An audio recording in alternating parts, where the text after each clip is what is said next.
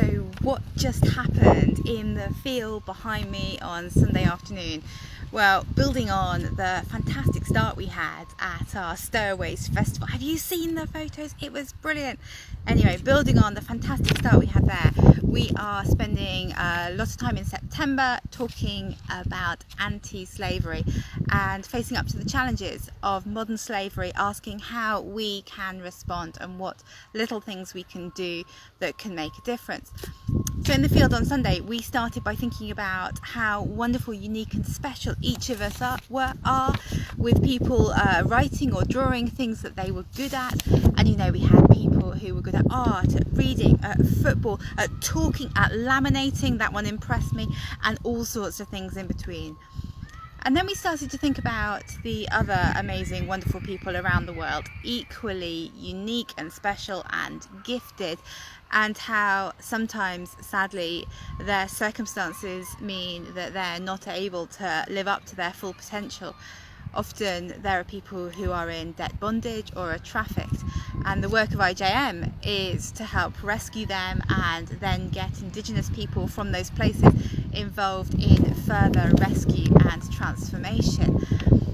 We thought about the Fishy seafood business, in particular talking about Thailand, which is one of the world's largest seafood exporters and the world's leading exporter of shrimp.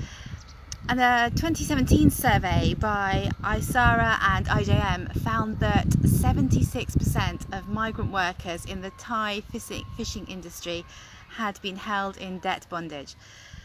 And since 2016, IJM has been working to combat slavery and trafficking. So we thought a little bit about the work of that charity, but we also brought it down to us on the individual level. We looked up some modern slavery statements for some of the big seafood companies, and we thought about how we can raise awareness and how we can pray. If you want to continue this journey of exploration around social justice, come back next week. We're in the field, the Pathfinder Primary School field, just behind this new park that's just opened in Northstowe, and we'll continue to dig into that theme.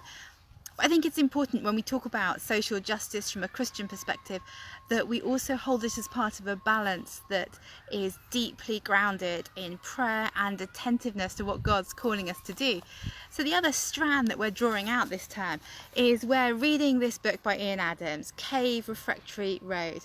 It is a fantastic book that draws on the ancient spiritual traditions of the monastic tradition and helps us to find new ways to pray, new ways for us perhaps, but deeply rooted.